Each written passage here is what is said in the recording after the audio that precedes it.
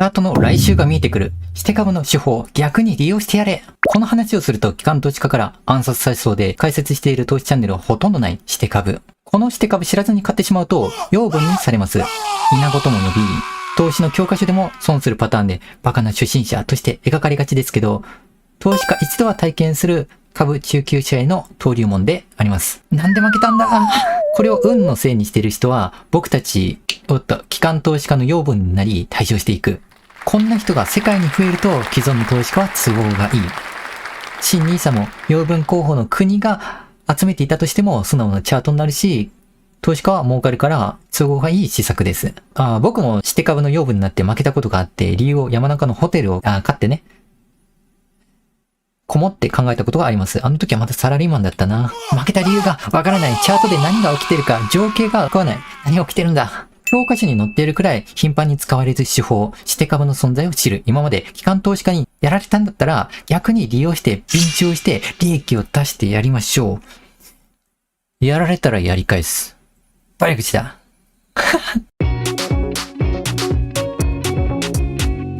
して株とは、意図的に操作された株のことであります。株価の操作は証券取引法では一般的に違法ですが、摘発が厳格でないことを逆手に取り、脱法、違法まがいの手法を手に取り入れ、科学操作を行う、不正な売買を行う集団が存在します。株価の操作は市場の公正性や透明性を損なう可能性があり、株式市場の健全な運営を妨げる行為とみなされています。操作のとしては、虚偽の情報を広めたり、しかし一般的にこれは建前なんですよね。めちゃくちゃひどいやり方で機関投資家が初心者を養分にしています。例えばこれ、雪国前竹1375、時価総額400円の株を147円、1日で1050円、10% の株価を釣り上げて1012円で売り抜けています。いつもの取引高の40倍ほどの資金なので、確信は絶対狙いに行っている。もう資金も準備している。じゃあなんで違法取引にならないのか。その日9時11分に株式新聞ニュースで雪国舞茸がキノコの菌を原材料として代替肉の開発に成功したという発表がありました。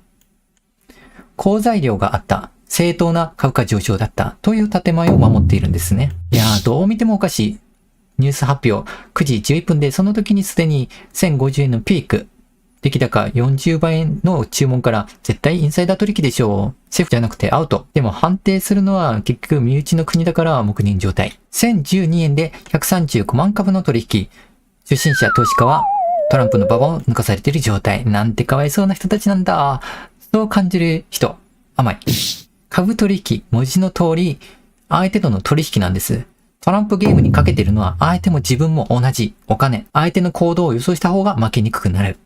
業績やファンダメンタルでこれから上がりそうだなって思うし、結局はそれあなたの感想ですよね。自分に都合のいい妄想に過ぎない。株価を動かせるやつが結局ねじ曲げてくる。逆に相手の読みが分かってくると馬を乗りこなすように利益が出るようになった。230億円の資産があるシスさんの本に書かれていました。相手とのゲームだこれは。意外と株主優待チャンネルでめっちゃ損してる人がいましたけど、プロでも負け損ねることが、して株にやられるなっていうことが普通にある。まとめると、して株は存在して、SNS で情報操作してくる部署が存在する。手法を知り、特性から逆に便乗してやれ。して株の区別は判断が難しい。今起こってる銘柄なんですけど、注目してほしいのは出来高が著しく上昇している。これが特徴。して株の手口。フェーズ1、コツコツ買い集める。バレないように出来高を均等にしてくるので、して株の見分けがつかない。ずっと買い続けるので膨大な資金力が必要。機関投資家レベルじゃないとできないこと。で、僕が見ても、プロが見てもわからない。フェーズ2、大量注文で株価を上昇させる。上昇すると目立つじゃないですか。それでニュースになったり、YouTube のおすすめで拡散される。株価上昇でニュースは結局後付けなんですよね。理由を適当な都合のいい妄想として書いていて、投資初心者をどんどん呼び寄せてくる。もうね、稲子、養分の候補、呼び寄せてくる。フェーズ3、SNS で話題になる。機関投資家や上場企業において株価上昇を促すために SNS で拡散をする人、部署が存在します。SNS を活用することで、企業や機関投資家は迅速に情報を発信し、安易な投資家層に周知することができる。SNS 上で企業の業績や成長戦略、新商品やサービスの発表、情報を共有することで投資家の関心を引き、株価上昇を促す。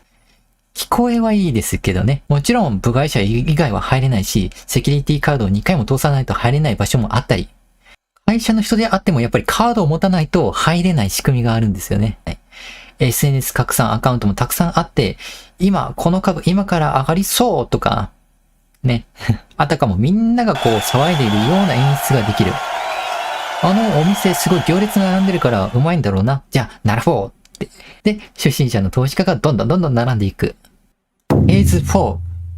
個人投資家に売りつける。最終的に売って利益を確定する必要があるので、より高い値段で買ってくれる稲子養分投資家に売りつける。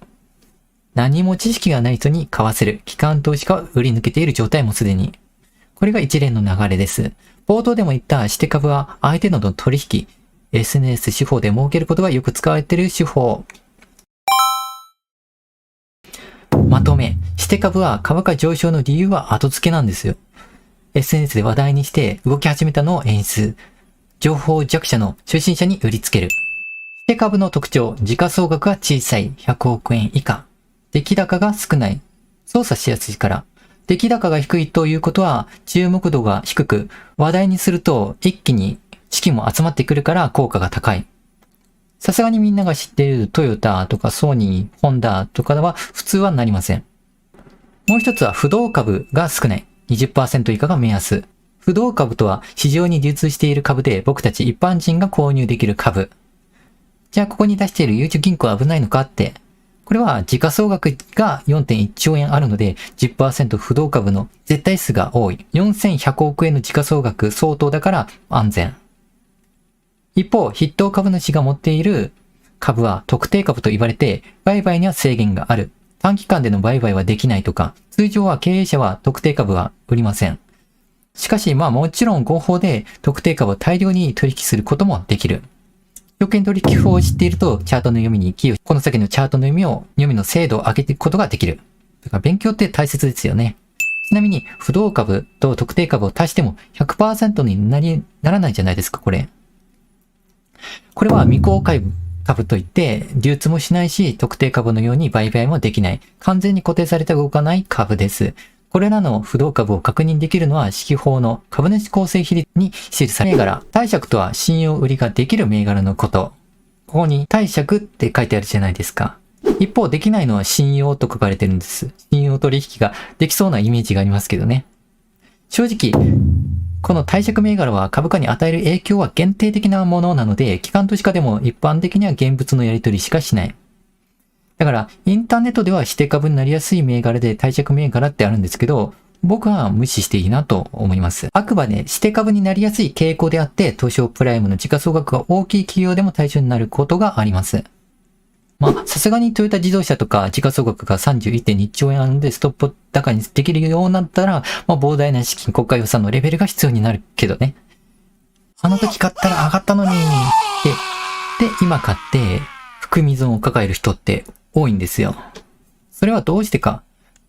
理由はみんながその他大勢が取る行動と同じことをやってるから。YouTube で僕が話していること、それは質問するときに 80% の人が考えていること、やってることを想定しています。だから共感するものがあるな、俺の話分かってくれるなって思うんです。指定株をはじめとする機関投資家もこの 80% の普通の投資家が取る行動を前提にしている。だから結論、指定株は初心者は触れてはいけない。分かってて仕込む奴らに便乗する上級者向きの技術です。俺みたいな出身者に向いてねえんだろうな、とか落ち込む必要はないです。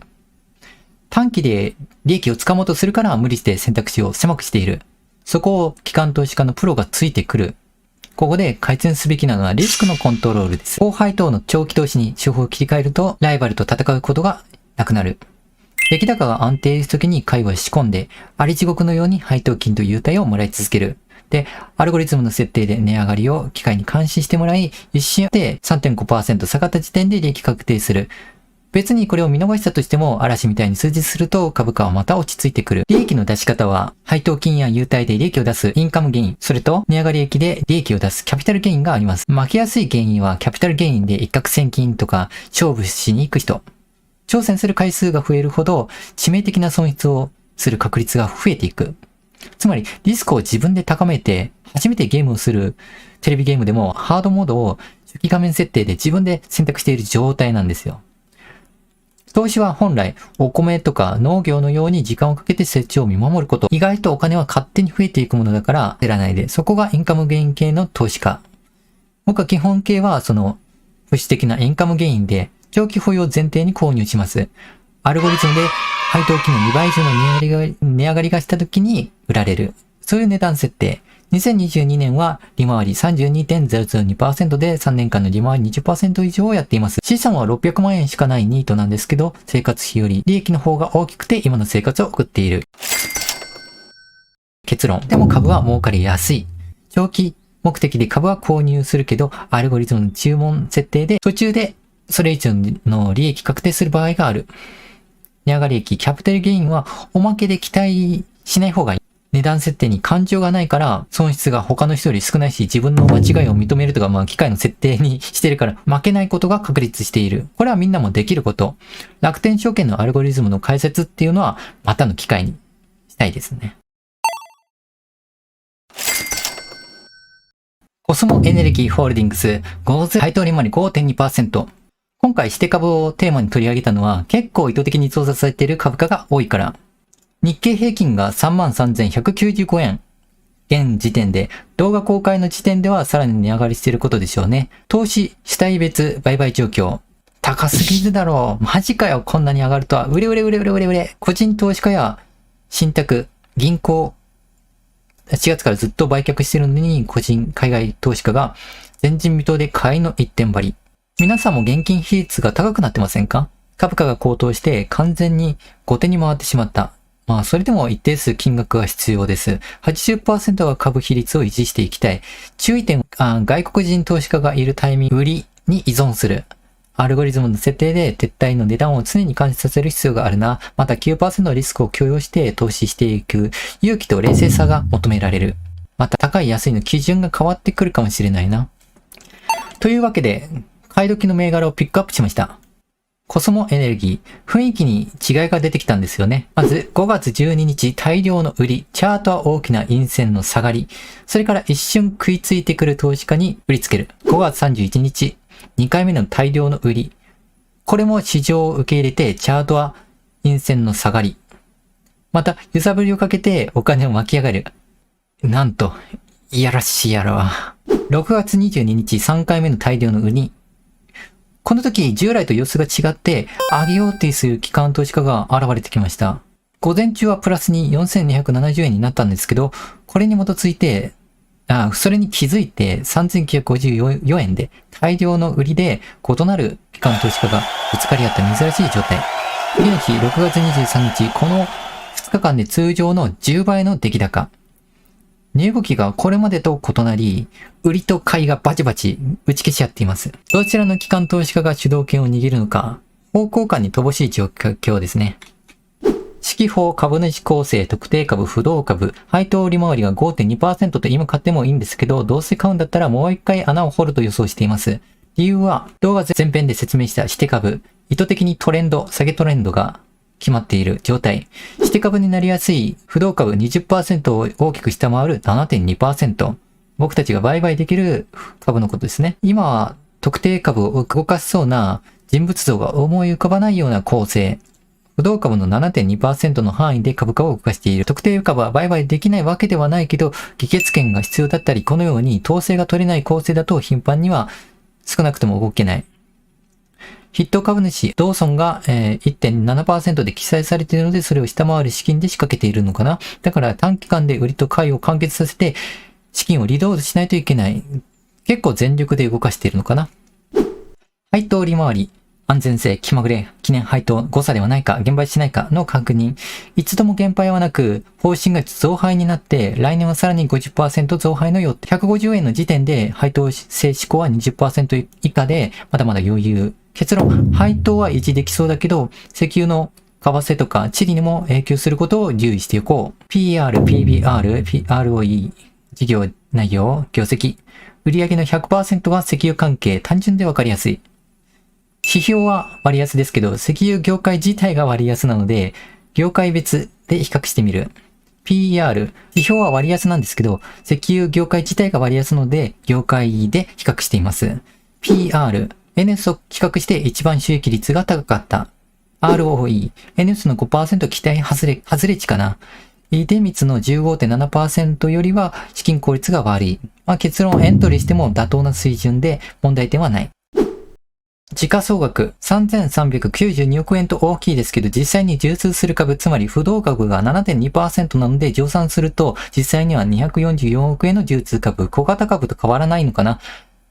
小型株、指定株の候補にやっぱりなりそうですね。信用倍率の変化。個人投資家が6月23日に12億円の規模で信用買いしまくっていました。機関投資家が買っていたのではなく、個人投資家が信用買いすると個人投資家を機関投資家が抑えていった感じになりますね。でも、やっとで抑えつけている感じがするから、あと一回バウンドさせるのが精一杯じゃないかな。チャート分析第2段階。時価総額は実質小さく不動株 7.2%、売りの機関投資家 VS 買いの個人投資家。6月29日の現時点、リバインドして3930円になってるけど、下げトレンドには変わりはなさそうだからもう一回下に凹む可能性が高い。信用買いした個人投資家は3848円から上がると予想して買いを入れている状態。なんだかんだ言ってもね、アルゴリズム設定。結局これを知りたい。これさえ入れとけばもういいってね。注文価格設定、アルゴリズム設定、公開、トレーディングしたいところ。差し値注文を今してしまうと、資金が拘束されてしまうので、アラーム設定を3849円の時点で設定する。差し値注文は3800円。それ以下で変えたらいいんですけど、とりあえず100株打診買いします。皆さん資産規模を考慮して注文してください。ちなみに僕の資産は600万円で38万円は 15.7 度。許容範囲は100株まででリスクコントロールして先に損切り値段を設定します。どんな理由であろうと過去に出した自分のルールを守り 9% 下落した3458円では絶対離脱してください。それで配当金以上の利益が出た 106%4028 円からトレーディング開始を始めます。この時点で勝利が確定します。チャートが下落最大高値から 3.5% 141円ほど下落したら利益確定させて離脱する、エスケープする。